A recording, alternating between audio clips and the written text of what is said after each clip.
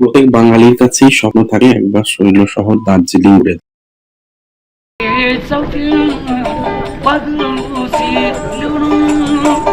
তো আজকের ব্লগে থাকছে শৈল শহর দার্জিলিং আমি কিভাবে পায়ে হেঁটে ঘুরে দেখেছিলাম। আমরা আজকাল প্রায়ই দার্জিলিং এর আশেপাশের অফবিট প্লেস গুলোতে ঘুরতে যাই। সেখানে ঘুরতে যাওয়ার সময় আমরা দার্জিলিং এ আসার সময় বা যাওয়ার সময় কোনো একটা সময় স্টে করি। তো সেই সময় আমাদের আর খুব একটা ঘোরা হয় না। তবে হাতে একদিন বা দুদিন যদি আপনাদের দার্জিলিং এ থাকে এবং অন্য কোথাও যদি ঘুরতে যেতে না ইচ্ছা করে, তাহলে শুধু দার্জিলিং কে কিভাবে পায়ে হেঁটে এক্সপ্লোর করা যায় সেটি এই ব্লগে তুলে ধরেছি। তো ব্লগটিকে সম্পূর্ণ দেখার অনুরোধ রইল। ভালো লাগলে চ্যানেলটিকে সাবস্ক্রাইব করার অনুরোধ রইল এবং ভিডিওটিকে লাইক এবং শেয়ার করার অনুরোধ জানাচ্ছি। ব্লগে সমস্ত দর্শক বন্ধুদের স্বাগত জানাই। Good morning from Darjeeling. আমার সামনে রয়েছে টয় ট্রেন স্টেশন। গতকালকে আমি টয় ট্রেনে করে দার্জিলিং এ পৌঁছেছিলাম। সেটির ব্লগ অলরেডি আমি চ্যানেলে আপলোড করেছি। ওরে আই বাটনে লিংক থাকছে, আপনারা চাইলে সেটি দেখে নিতে পারেন। তো টয় ট্রেনের স্টেশনের পাশে আমি হোটেল নিয়েছিলাম কাল রাতে, সেটি আমি এখন দেখাচ্ছি, এই অংশে তুলে ধরছি। তো আমার টয় ট্রেনে আমার বন্ধু অনিকেতের সঙ্গে আমার আলাপ হয়েছিল। তো ওরই পূর্ব পরিচিত এই হোটেলটি হাইল্যান্ড ইন, একদম টয় ট্রেন স্টেশনের পিছনেই। এইটা হচ্ছে দার্জিলিং টয় ট্রেনের যে লোকোমোটিভ ওয়ার্কশপ, যেখানে টয় ট্রেনের ইঞ্জিন গুলো থাকে, এর পিছনেই একদম এই হোটেলটা অবস্থিত। হোটেলটি বেশ ভালো, তো আপনাদেরকে দেখার অনুরোধ। এই হোটেলটা থাকলে আপনাদের যেটা সুবিধা হবে সেটা হচ্ছে এই হোটেলটা টয় ট্রেন স্টেশনের একদমই কাছে এবং মোটামুটি বেশ স্ট্যান্ডার্ড। আপনারা যদি মল রোডের কাছে থাকতে চান সেক্ষেত্রে আপনারা মল রোডের কাছে হোটেল নিতে পারেন, কিন্তু যদি আপনাদের টয় ট্রেনের জয় রাইড থাকে অথবা আপনারা টয় ট্রেনে করে যান, তাহলে আমি রেকমেন্ড করবো এই হোটেলটি নেওয়ার জন্য। তাহলে আসুন এবারে এই হোটেলের একটি ছোট্ট করে রুম ট্যুর হয়ে যায়। তো হোটেলটির ভেতরে ঢুকলেই দেখুন বেশ পরিষ্কার সুন্দর হোটেল এবং সমস্ত অ্যামিনিটিস রুমে থাকা দরকার। অর্থাৎ একটি বড় বেড, দুজন বা তিনজন আপনারা অনায়াসে থাকতে পারেন, centre table, mirror, wardrobe, western toilet, sofa, মোটামুটি সবই আছে। এর ভাড়া সিজনে ভ্যারি করে। আমি একটু অফ সিজনে গেছিলাম বলে একটু বার্গেনিং করাতে 1000 টাকা আমি পেয়েছিলাম। 1000 টাকা দুজনের জন্য পার নাইট, কিন্তু আপনারা চাইলে আপনারা বার্গেন করে নিতে পারেন। তবে এই হোটেলের জেনারেল ভাড়া মোটামুটি 1500-1600 মতো। আপনারা সেটা একটু দেখে নেবেন। স্টেশনের একদম কাছে দেখুন এই টয় ট্রেনের আকারের একটি ক্যাফে করা হয়েছে। তো এই ক্যাফেটি এখন বন্ধ রয়েছে। এখানে স্ন্যাক্স পাওয়া যায় অনেক কিছু। তো এইটিকে পেরিয়ে আমরা বাজারের মধ্যে দিয়ে এগিয়ে চলব। এবার টয় ট্রেনের লাইন ধরে এগিয়ে চললাম দার্জিলিং শহরকে পায়ে হেঁটে এবং মার্কেটের মধ্যে দিয়ে এগিয়ে চলতে লাগলো। তো দেখুন রেল লাইনের ধার দিয়ে অনেক সবজির দোকান এবং মাছ এগুলো সব বিক্রি হচ্ছে। তো এইটা দেখতে দেখতে এগিয়ে গেলাম। এরপরে এলো জিপিও অর্থাৎ দার্জিলিং এর পোস্ট অফিস। এরপর একে একে দার্জিলিং মিউনিসিপ্যালিটি এবং গোর্খা নেতার এই মূর্তিটা, এইগুলোকে পরপর অতিক্রম করে পৌঁছে গেছিলাম ট্যাক্সি স্ট্যান্ডের কাছে। তো এটা হচ্ছে দার্জিলিং এর ট্যাক্সি স্ট্যান্ড। এখানে সমস্ত জায়গায় যাওয়ার জন্য ট্যাক্সি পাওয়া যায়। স্ট্যান্ডটা এটা ক্রস করে উপরে উঠলেই ম্যাল রোড। এবার ধীরে ধীরে ম্যাল রোডের দিকে যাব। সকালবেলায় আপনারা যদি ম্যাল রোডে যান, বেশিরভাগ দোকান একটু বেলায় খোলে। ম্যাল রোডের আসল সৌন্দর্য সন্ধ্যাবেলায়, যেটা আমি পরবর্তীকালে দেখাবো। তাই এই অংশে ম্যাল রোডে আলাদা করে কিছু দেখাচ্ছি না, শুধু কেভেন্টার্স এর সামনে দিয়ে যাচ্ছিলাম। কেভেন্টার্সও পরে লাঞ্চের সময় আমি গেছিলাম। তো এখন মেন যাচ্ছে হচ্ছে মহাকাল মন্দিরের দিকে। মহাকাল মন্দির দার্জিলিং এর ম্যাল রোডের একদম ঠিক কাছে অবস্থিত। ম্যাল রোড যাওয়ার পথে দেখলাম এই শিল্পী খুব সুন্দর কিছু বাজাচ্ছেন, একটা সঙ্গীত পরিবেশন করছেন, কিন্তু এই সঙ্গীতটি কি ভাষায় সেটা বুঝতে পারলাম না, বাট সুন্দর লাগে। ওনাকে সবাই সাহায্য করছে। এরপর কেভেন্টার্স পেরিয়ে ম্যাল রোড দিয়ে চললাম। তো এই রাস্তাটিতে দেখুন প্রচুর দোকান আছে। বেলায় যখন এই দৃশ্য দেখাবো দেখবেন প্রচুর জমজমাট এবং লোকে ভরা। এখন কিন্তু বেশিরভাগ দোকানই বন্ধ। এখানে প্রচুর জিনিসপত্র, ফ্যান্সি সামগ্রীর দোকানপাতি আছে যেগুলোতে লোক কেনাকাটা করে এবং রাত্রিবেলা প্রচুর ভিড় থাকে। তো সেইটা পেরিয়ে পৌঁছে গেলাম এই গ্লেনারি হোপ বলে এই যে দোকানটা, এর সামনে। এটি এখানকার একটি বিখ্যাত সেলফি পয়েন্ট। দার্জিলিং এসে সবাই এখানে এক সেলফি অবশ্যই তোলে। তো এখানে এখন দিনের বেলা বলে একদমই ফাঁকা রয়েছে, রাত্রে দেখাবো এখানে কতটা ভিড় হয়। তো বন্ধুরা পৌঁছে গেছি দার্জিলিং এর ম্যালের কাছে। তো এই হচ্ছে ম্যালের সকালবেলার দৃশ্য। একটি বাচ্চা ছেলে পায়রা গুলো বসেছিল সেগুলোকে ওড়াচ্ছে। ঘোড়া ঘুরে বেড়াচ্ছে। কারণ ম্যাল রোডে আপনারা ঘোড়া চাপতে পারেন। তো এই খচ্চর, ঘোড়া বলবো না, খচ্চর বলে গেল। তো এই খচ্চর গুলো চড়তে পারেন। তার মালিক গুলো তাদের পরিচর্যা করছিল। একটি ডগি দেখুন এখানে কি সুন্দর ম্যালের এই জায়গাটায় বসে আছে। তো এই সমস্ত দৃশ্য দেখে ধীরে ধীরে এগিয়ে গেলাম মহাকাল মন্দিরের দিকে। তো এই ম্যালের পাশ দিয়ে যে রাস্তাটা বেরিয়ে যাচ্ছে এটাই মহাকাল মন্দির যাচ্ছে। তো মহাকাল মন্দিরের নিচে আছে অবজারভেটরি হিল, মানে এটাকে বলা হয় অবজারভেটরি হিল। এখান থেকে খুব সুন্দর ভিউ দেখা যায়। দেখুন এই রেড হাউস গুলো এবং মেঘে ঢাকা দার্জিলিং এর সুন্দর ছবি এখান থেকে দেখতে পাওয়া যায়। এবং এখানে অনেক ফুল গাছও দেখতে পাওয়া যায়। জায়গাটা খুব সুন্দর। তো পৌঁছে গেছি একদম মহাকাল মন্দিরের সামনে। মহাকাল মন্দির এই অবজারভেটরি হিল থেকে বেশ খানিকটা উঁচুতে। তো আপনাদের অনেকগুলো সিঁড়ি ভেঙে উপরে উঠতে হবে। তো বয়স্ক লোকজন যদি সাথে থাকে তাহলে একটু হাতে সময় নিয়ে আসবেন। সিঁড়ি দিয়ে উঠতে উঠতে দেখাবো চারপাশের দৃশ্যাবলী, কারণ বেশ খানিকটা উঁচুতে মন্দিরটা। তো আমার সাথে রয়েছে অনিকেত। আমি আর অনিকেত আস্তে আস্তে হেঁটে হেঁটে উপরে উঠতে থাকলাম চারপাশের দৃশ্য দেখতে দেখতে, ব্লগিং করতে করতে। তো এখানে যেটা লেখা আছে দেখুন, মন্দির পরিসরটা নোংরা করবেন না, সেটা আপনারা অবশ্যই পালন করবেন। একটি সুন্দর শান্ত নিরিবিলি মন্দিরকে অবশ্যই নোংরা করবেন না। তো আস্তে আস্তে আমার সঙ্গে সঙ্গে উঠুন এবং এনজয় করুন প্রকৃতিকে। আমি আর এখানে খুব একটা কথা বলছি না, একদম দেখা হবে মন্দিরের উপরে গিয়ে। আর একটি জায়গায় জুতো রাখার জায়গা আছে, সেখানে আপনারা জুতো রাখতে পারেন। সেই জায়গাটাকে আমি আলাদা করে মার্ক করে দিয়েছি। তো মহাকাল মন্দির এখানে খুবই জনপ্রিয় একটি মন্দির, শিবের মন্দির। তবে যেহেতু এখানে নেপালি এবং লোকাল লোকজন আছে, তাদের ছোঁয়া কিছুটা পড়েছে, তাই এখানে তিব্বতের যে ফ্ল্যাগ গুলো সেগুলো দেখা যায়। অর্থাৎ কোথাও যেন বৌদ্ধ সংস্কৃতি এবং হিন্দু সংস্কৃতি মিলে মিশে গেছে। তো মন্দিরটি বেশ উপরে এবং দেখবেন বেশ পানি দিয়ে ঘেরা জঙ্গল, সেগুলো দেখতে দেখতে উপভোগ করতে করতে উপরে উঠতে পারবেন।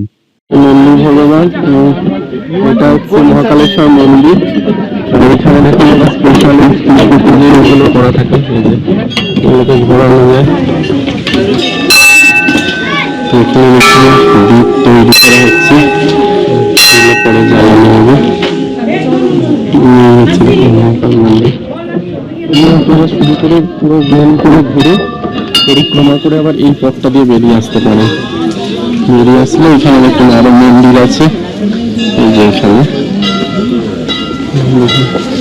তার আগে ঘুমাচ্ছে এই মন্দির। এখানে অনেক মন্দির আছে, সব তো দেখা সম্ভব না। এখানে মহাকালের মন্দির আছে, গিয়ে আবার নিচে। তো এইভাবে মহাকাল মন্দির দর্শন আমি সমাপ্ত করলাম এবং এবার নিচে নেমে যাওয়ার পালা। তার আগে আর দুটো গুরুত্বপূর্ণ ইনফরমেশন দর্শক বন্ধুদের জন্য শেয়ার করব। সেটা হচ্ছে এই মন্দির সকাল 6টা থেকে খোলে, 7টা অবধি খোলা থাকে এবং এই মন্দিরের কোনো এন্ট্রি ফি নেই। এইভাবে মন্দির দর্শন সমাপ্ত করে আপনারা নিচে আবার নেমে যেতে পারবেন। এরপর নেমে এলাম আবার মহাকাল মন্দিরের নিচে, অর্থাৎ ম্যাল রোডের কাছে। এর পরবর্তী গন্তব্য হচ্ছে কেভেন্টার্সে ব্রেকফাস্ট আর হয়নি, তো লাঞ্চের টাইমে অলমোস্ট হয়ে গেছিল। তো সেই কেভেন্টার্সে ঢুকবো। কেভেন্টার্স দার্জিলিং এর বাঙালিদের কাছে এবং সমস্ত পর্যটকদের কাছে খুব একটি আইকনিক জায়গা। তো এখানে ইংলিশ ব্রেকফাস্ট পাওয়া যায়, সসেজ, পোচ, অমলেট, এছাড়া ব্রেকফাস্টের আরো আইটেমস পাওয়া যায়। তো এখানে ঢোকার জন্য আপনাদের লাইন দিতে হবে। তো রুফটপেও জায়গা আছে, আবার গার্ডেনেও জায়গা আছে। গার্ডেনে তুলনামূলক ফাঁকা থাকে, কারণ ওখান থেকে কাঞ্চনজঙ্ঘার ভিউ পাওয়া যায় না। আর রুফটপে যদি আপনারা ক্লিয়ার ওয়েদার পান তাহলে কাঞ্চনজঙ্ঘার ভিউ দেখতে পারবেন। যাই হোক, রুফটপের ভিউটা খুব সুন্দর। তো রুফটপে যাওয়ার জন্য লাইন দিয়েছিলাম, মোটামুটি 35-40 মিনিট লাইন দিতে হয়েছিল। চিত্র পরিচালক সত্যজিৎ রায় এই কেভেন্টার্সে এসেছিলেন যখন শুটিং করতে এসেছিলেন দার্জিলিং। সেই ছবি কেভেন্টার্সে ওঠার পথে আপনারা দেখতে পারবেন। এরপর কেভেন্টার্সের রুফটপে এসে পৌঁছালাম। এখানকার মেনু কার্ড দেখাচ্ছি এবং আশপাশের দৃশ্য দেখাচ্ছি। তো আপনারা মেনু কার্ডটা পজ করে দেখে নিতে পারেন, ভিডিওটি পজ করে দেখে নিতে পারেন। আর আমি যে খাবারগুলো অর্ডার করেছিলাম সেটার রিভিউ আমি পরবর্তী অংশে দিচ্ছি। তো খাবার প্রায় শেষের পথে, তো খাবারের রিভিউ করবো। এটা একটা চিকেন আইটেম, এটা একটা একটা চিকেন আইটেম নিয়েছিলাম আমরা, আর এই যে ঈদের আইটেম নিয়েছিলাম। তো চিকেনের আইটেমগুলো খুবই ভালো, আর ঈদ পোস্ত আলাদা করে কি বলবো, সোসো। তো আপনারা অবশ্যই একবার কেভেন্টার্সে এসে ট্রাই করবেন খাওয়া দাওয়া। এরপর কেভেন্টার্স থেকে বেরিয়ে পায়ে হেঁটে দার্জিলিং এর কিছু অংশ ঘুরবো বলে বেরিয়েছিলাম। তো এখানে একটি সেন্ট পল স্কুল আছে, যেটিতে মেহুনা শুটিং হয়েছিল, সেটি দেখতে যাব। তো সেই পথে চলতে লাগলাম। তো দার্জিলিং এর পথ তখন কুয়াশায় মোটামুটি ঢেকে আছে, হালকা হালকা। রোদ আর ততটা নেই, সকালে যতটা ক্লিয়ার ছিল রোদ আর ততটা নেই। তো সেই রাস্তা দিয়ে এগিয়ে চলতে লাগলাম পথের চারপাশের দৃশ্য দেখতে দেখতে। তো আপনারা যদি এইভাবে পায়ে হেঁটে ভ্রমণ করেন দার্জিলিং, দেখবেন খুব সুন্দর লাগবে। এই হিল স্টেশনকে আমরা জেনারেলি গাড়িতে বা বাইক স্কুটিতে করেই ঘুরি, পায়ে হেঁটে ঘুরি না। তো আমার কথা শুনে একবার পায়ে হেঁটে ঘুরে দেখুন, অসম্ভব সুন্দর লাগবে। এই পথটা দিয়ে দেখুন সেন্ট পল স্কুলের দিকে যাওয়া যায়, বেশ খানিকটা হাইকিং করতে হবে। তো হাইকিং করে পৌঁছে গেছিলাম সেন্ট পল স্কুলের কাছে, কিন্তু এখানে এন্ট্রি নেই, বাইরের দর্শকদের এন্ট্রি করতে দেওয়া হয় না। তো অগত্যা মন খারাপ ছিল, তাই ফিরে এলাম। তবে পথে পড়লো অসম্ভব একটি সুন্দর দৃশ্য, যেটি আমি তুলে ধরছি পরবর্তী অংশে। এই একটি ভিউ পয়েন্টের মতো আছে, যেখান থেকে পুরো দার্জিলিং শহরের অসম্ভব সুন্দর ভিউ দেখা যাচ্ছিল। তো সেন্ট পল স্কুল তো দেখা হলো না, উপরি পাওনা হিসাবে ভিউ পয়েন্টটি দেখলাম। কেমন লাগলো দর্শক বন্ধুরা কমেন্ট করে জানাতে ভুলবেন না। এরপর আবার পৌঁছে গেছিলাম দার্জিলিং টয় ট্রেন স্টেশনের কাছে। কিছুক্ষণ বসেছিলাম ওখানে, কারণ আমার হোটেল এই টয় ট্রেনের স্টেশনের কাছেই ছিল, যেটা আমি একটু আগে দেখিয়েছি ভিডিওতে। তো এখানে এখন দেখুন সকালবেলা যে রোদ ঝলমলে পরিবেশ ছিল এখন আর সেরকম নেই, এখন একটু মেঘ মেঘ হয়ে গেছে। তো দার্জিলিং এই ধরনের ওয়েদার চেঞ্জ সবসময় হতেই থাকে। আপনারা যারা বারবার দার্জিলিং এসছেন তারা এই ওয়েদারের চেঞ্জের সঙ্গে পরিচিত। এরপর কিছুক্ষণ হোটেল রুমে আবার রেস্ট করে আবার চলে এসেছিলাম টয় ট্রেন স্টেশনের কাছে। এখন দেখুন সন্ধে হয়ে গেছে। তো এই টয় ট্রেন স্টেশনটাকে আপনাদের দেখাই সন্ধ্যেবেলায়। এখানে দেখুন পিএনবির এটিএম আছে, এছাড়া অনেক খাবারের দোকান টোকান আছে এবং বেশ জমজমাট। তো এইখানে আপনারা কিছুক্ষণ সময় বসে টাইম স্পেন্ড করতে পারেন। আর জয় রাইড কমপ্লিট করে এবং এনজেপি থেকে যে ট্রেন দার্জিলিং আসে সেগুলো এই সময় এসে পৌঁছায়। তো মোটামুটি এই সময়টা বেশ টয় ট্রেন স্টেশনটা জমজমাট থাকে। এরপরে রাত বাড়তে থাকলে টয় ট্রেন স্টেশন খালি হতে থাকে। এরপর টয় ট্রেন স্টেশন থেকে আবার যে পথে সকালে ম্যাল রোডে গেছিলাম, আবার সেই পথ দিয়ে হাঁটতে হাঁটতে ম্যাল রোডে গেলাম। তো এখন দেখুন পুরো লাইট, চারিদিকে লাইট এবং বেশ মায়াবী পরিবেশ। সেইটা দেখতে দেখতে ম্যাল রোডে পৌঁছাবো। তো সকালে যা যা দেখেছিলাম সেগুলো রাত্রে কেমন লাগছে সেগুলো আমি আবার প্রত্যেকটা অংশ আস্তে আস্তে তুলে ধরেছি, সেগুলো দেখুন আপনারা, তাহলে আপনারা পার্থক্য বুঝতে পারবেন। এবার পৌঁছে গেছি ম্যাল রোডের কাছাকাছি। দেখুন কত ভিড়। দার্জিলিং এর ম্যাল রোড যেন বাঙালিদের কাছে আইকনিক জায়গা। অজস্র ভিড়, অজস্র লোক দেখুন চলেছে, এবং চলে যাব সেই গ্লেনারিজ এর সামনে, যেখানে সেলফি পয়েন্ট, সেখানটা আপনাদের ভিড়টা দেখাবো।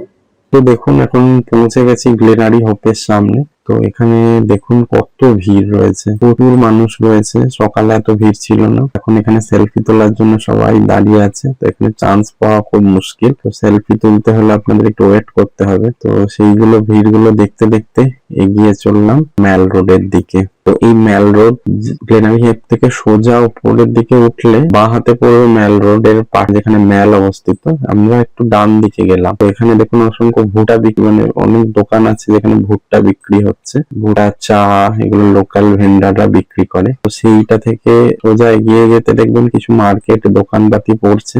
এইখানে পৌঁছে গেছিলাম একটা মোমোর দোকানে। দার্জিলিং এসেছি, মোমো খাবো না সেটা তো হয় না, পাহাড়ে মোমো খেতে খুব ভালো লাগে। তো এই দোকানটা মোমো এক্সপ্লোর করলাম। এরকম মোমোর প্লেট ধোয়া ওঠা, মোমো টেস্ট করে দেখলাম, বেশ ভালোই লাগলো খেতে। 8 পিস 100 টাকা। এবারে ও টেস্ট করে বলবে কেমন লাগছে। কেমন লাগছে বলো। দুর্দান্ত। এই দোকানটা হাত ধোয়ার জায়গাটা উপরের দিকে আছে। তো আপনারা মোমো টোমো খাওয়ার পর উপরের দিকে হাত ধুতে যেতে পারেন। আর এদের বোর্ডে ওই দিনের কি কি ফেমাস খাবার আছে সেগুলো লিখে দেওয়া থাকে, তো সেগুলো আপনারা দেখতে পারেন। এবারে ম্যাল রোডের কাছে একটি কুকিজ এর দোকান দেখেছিলাম, কুকিজ কেকের দোকান, এগুলো দার্জিলিং এ খুব ভালো পাওয়া যায়। তো এগুলো আপনারা এখানে খেতে পারেন বা টেস্ট করতে পারেন, বাড়ির জন্য শপিং করে নিয়ে যেতে পারেন। তো এই দোকানটা আমার বেশ ভালো লেগেছিল, এখান থেকে আমি কিনেছিলাম। আর দার্জিলিং এলে অবশ্যই চা, দার্জিলিং এর চা জগৎ বিখ্যাত। তো এই দোকানটি থেকে আমি দার্জিলিং চা কিনেছিলাম। এখানে বিভিন্ন ভ্যারাইটির দার্জিলিং চা পাওয়া যায়। আমি কোনো ব্র্যান্ড রেকমেন্ড করব না, এখান থেকে আপনারা কিনতে পারেন, বা আরো অনেক দোকান আছে আশেপাশে, তবে একটু দেখে সাবধানে কিনবেন, কারণ এখানে ডুপ্লিকেট চাও অনেক সময় পাওয়া যায়। এরপরে স্ট্রিট ভেন্ডারের কাছ থেকে দার্জিলিং চা টেস্ট করলাম, টেস্ট বেশ ভালো, তবে লেবু না দেয় ভালো, কারণ দার্জিলিং চায়ের একটা খুব মাইল্ড ফ্লেভার থাকে, সেটা লেবু দিলে অতটা বুঝতে পারবেন। এরপর আবার ফিরে এসেছিলাম ম্যাল রোডে দিয়ে ম্যালে। এই অংশটা ম্যাল, দেখুন সকালবেলায় দেখিয়েছিলাম মহাকাল মন্দির যাওয়ার পথে যে ম্যাল, এটা এখন আলো আঁধারি মায়াবী পরিবেশ ম্যালের, দারুণ লাগবে। এখানে বসে কিছুটা সময় অতিবাহিত করবেন, দেখবেন বাচ্চারা খেলাধুলো করছে, বিভিন্ন রকমের অ্যাক্টিভিটি সবাই করছে, এখানে খুব হাওয়া দেয় এবং ঠান্ডাও বেশ লাগছিল। তো মেলে কিছুটা সময় অতিবাহিত করলে আপনাদের খুব ভালো লাগবে আশা করি।